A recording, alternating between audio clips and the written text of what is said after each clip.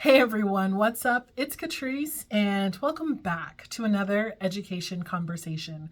Today we're going to be talking about student-teacher relations. And I know what you're thinking right off the gate. I don't need anybody to tell me about student-teacher relations because it's obvious what I need to do in order to make sure that my student-teacher relationship is good to go.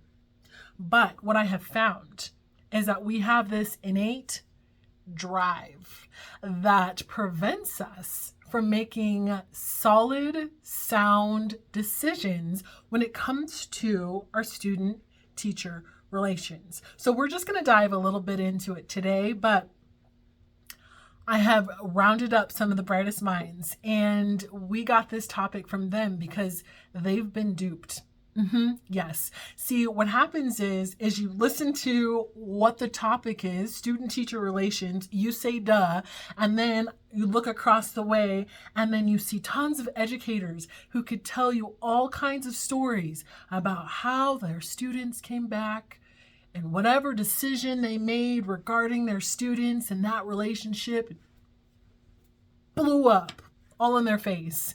And we want to help you prevent that from happening.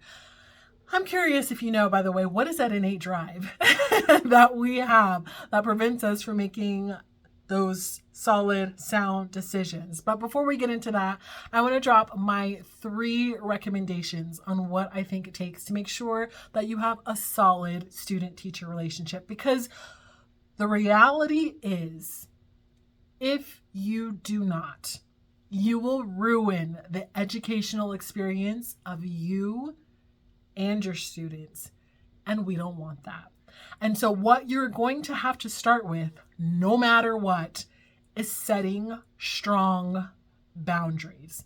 And again, I know you're telling me duh, but I'm not duh. I want to also remind you, talk to anyone. Talk to anyone who has been, played games with by a student. For some reason, and I was listening to a podcast this morning, so it was perfect timing for me to kind of just regurgitate a little bit of what I heard. But for some reason, sometimes as educators, we kind of get pulled back and forth between the professional and the personal side of things. And it's not our fault. It's not your fault. It's nobody's fault. What happens is you spend a lot of time with your students, and it's natural for us to just have conversations, and your students will naturally have conversations about everything that's going on in their life. We've all been surrounded by 2, 3, 4, and 5-year-olds, right? Where they will just tell you all their family's business, and you're just like, hold on, that's like too far, too much. Yeah, I think for some reason people think that stops at that age, but it doesn't. No, your students, regardless of how old they are, will continue to blab all of their information out for the world to hear. And it is our desire to want to help.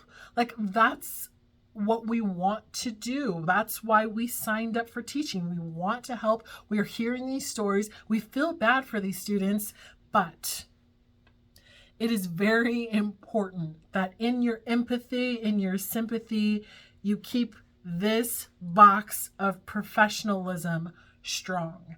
It's why we don't give rides to students. It's why we don't buy students presents. It's why we don't allow our students to turn things in late after we've already told the whole class that you can't turn things in late. It's these things, and sometimes it's why we don't friend our students on social media. Sometimes we'll look at these things and it'll be in our rules and regulations. And you'll look at that and you're like, oh my gosh, and you guys are being so petty, but it's not petty. It'll come back and it'll ruin the experience of your students' education and yours as well, because in your kindness, you will be taken advantage of. That's the word I was looking for earlier, taken advantage of. And I don't want that for you. So make sure you set those strong, professional boundaries. This is my professional box.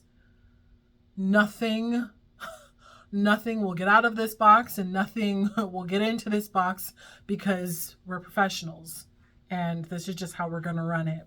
When you figure out what your professional rules need to be, again, talk to an educator. They will tell you all the things, plus the other 3 things that I just told you not to do and why. I need you to stay consistent.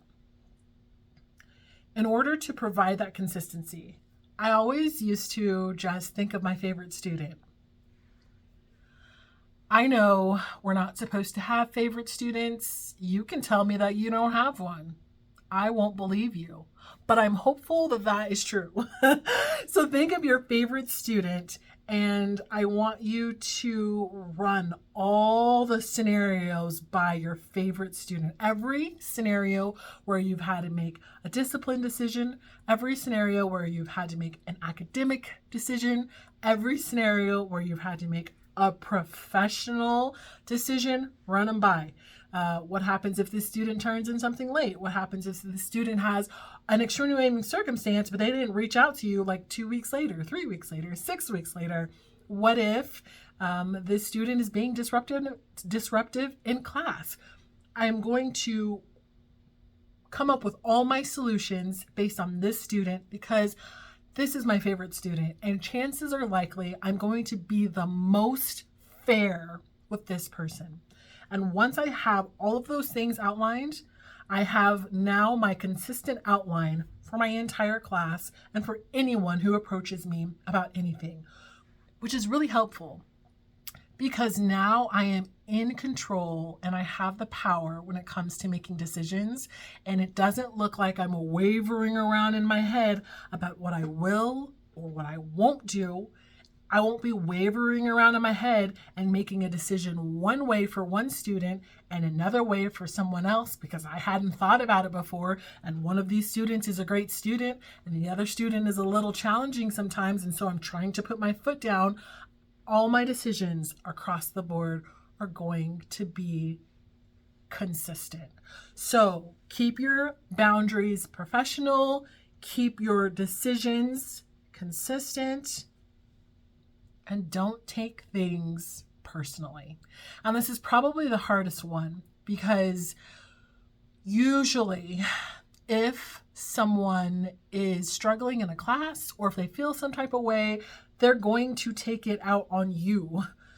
The reality of the matter is none of us want other people to tell us what to do, and we all want to get our own way. So with that, it's not that these students are taking this out on you, but it feels that way because this is your profession, because you're proud about it, and because you identify as an educator, you identify as a teacher, a mentor, a coach, a guide. But you're going to have to develop some tough skin and recognize, have I set my professional boundaries?